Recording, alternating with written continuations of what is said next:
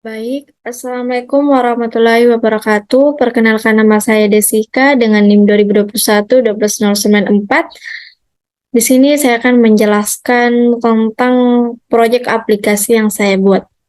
Sebelumnya saya membuat dalam proyek ini saya membuat sistem informasi apotik. Sistem ini saya kembangkan sebagai tanggung jawab dalam menyelesaikan tugas atau ujian akhir semester di mata kuliah pemrograman berbasis objek 2.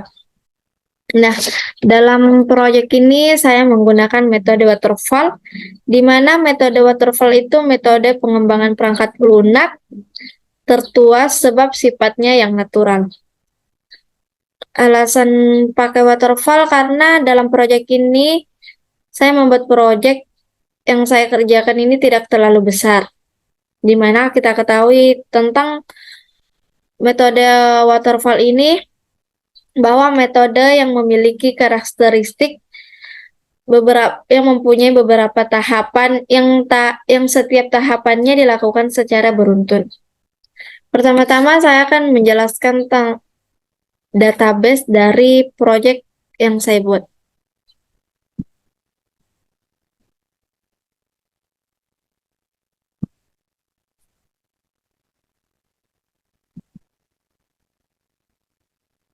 Nah, pertama-tama saya membuat database yang bernama DB Apotik. Nah, dalam apotik database apotik ini ada beberapa tabel, ada 4 tabel, yaitu tabel keluar, tabel masuk, tabel obat, dan tabel user. Pertama-tama kita masuk ke tabel keluar. Tabel keluar. Nah, tabel keluar ini memiliki fungsi untuk menyimpan proses keluar atau penjualan dari obat yang ada di apotik. Dalam tabel ini terdapat beberapa baris, yaitu transaksi keluar sebagai primary key, tanggal keluar, tipe date, nama pembeli menggunakan varchar 70, kode obat menggunakan varchar 100, serta stok keluar menggunakan tipe integer. Selanjutnya masuk di tabel masuk. Nah, dalam tabel masuk ini memiliki fungsi untuk menyimpan proses masuk dari obat yang ada di apotik. Dalam tabel ini terdapat beberapa baris, yaitu kode transaksi sebagai primary key, kode obat sebagai virgin key menggunakan varchar, stok masuk menggunakan tipe integer 11, tanggal masuk, serta supplier atau pemasok. Selanjutnya masuk di tabel obat.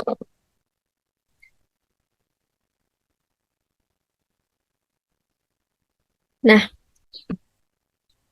tabel obat ini memiliki fungsi untuk menyimpan data obat yang ada di apotik.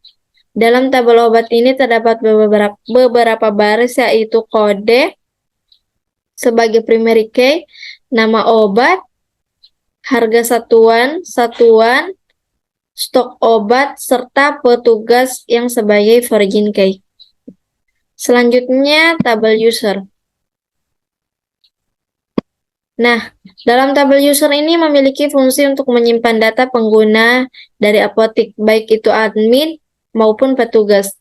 Dalam tabel user ini terdapat beberapa baris, yaitu ID yang sebagai primary key, ada nama, username, password, serta peranan atau role yang menggunakan tipe varchar.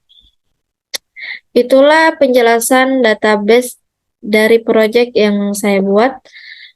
Selanjutnya, aplikasi yang saya buat itu telah di-hosting dengan nama domain Desika Apotik.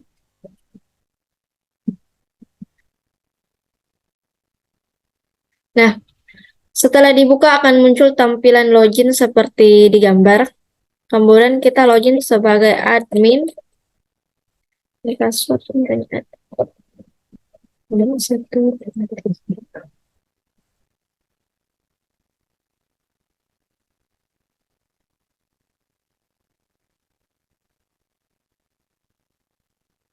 Nah, Tampilan dashboard ini setelah itu akan muncul ada total obat, transaksi masuk, dan transaksi keluar.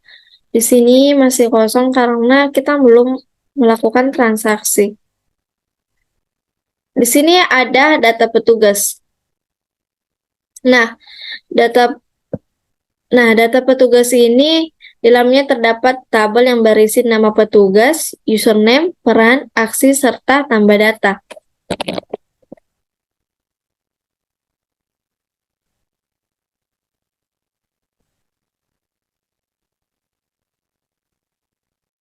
Nah, tambah data petugas ini wajib diisi nama petugas, username, dan peran akan otomatis terisi sebagai petugas.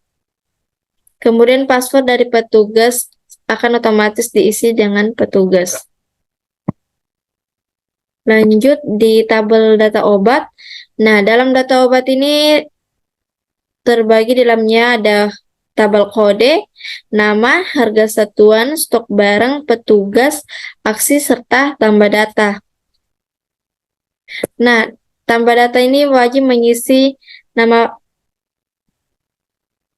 data obat ini.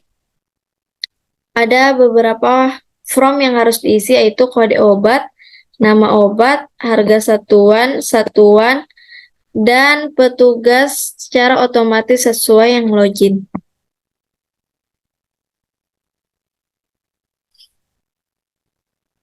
Ini juga kita bisa ubah, seperti ini obat suaralin. Contoh, satuannya kita ubah sebagai pikis.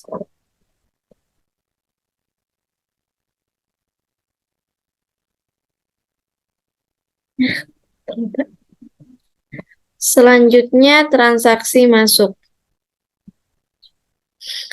Nah, transaksi masuk ini di dalamnya ada kode transaksi, nama obat, jumlah obat masuk, tanggal masuk, pemasok, serta tambah data.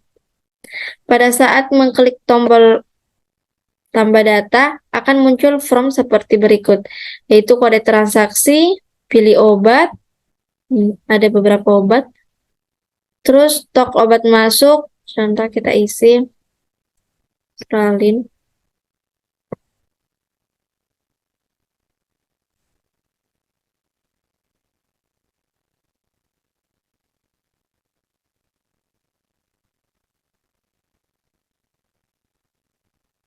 Tanggalnya kita ubah di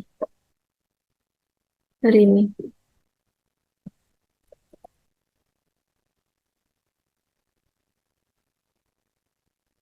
Nah, akan muncul seperti ini. Transaksi obat masuk berhasil ditambahkan. Nah, contohnya transaksi obat keluar. Dalam transaksi obat keluar ini terdapat beberapa tabel, yaitu kode transaksi, nama obat, jumlah obat keluar, tanggal keluar, pembeli. Ketika kita klik tambah data, di sini ada beberapa form buat data keluar, yaitu kode transaksi, pilih obat, stok obat keluar, tanggal obat keluar, dan pembeli. Contoh kita belinya Zoralen. Belinya 1.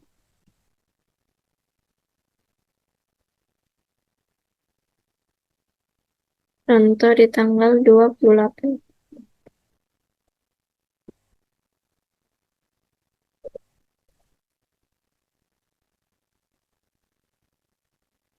Nah, di sini terlihat transaksi obat keluar berhasil ditambahkan. Seperti di gambar.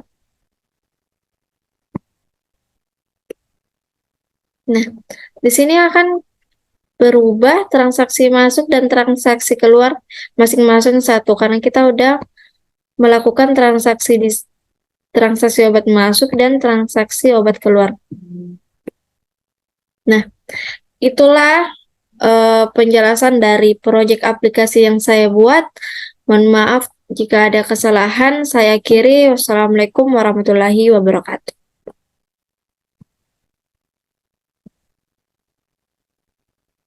Audio Jungle.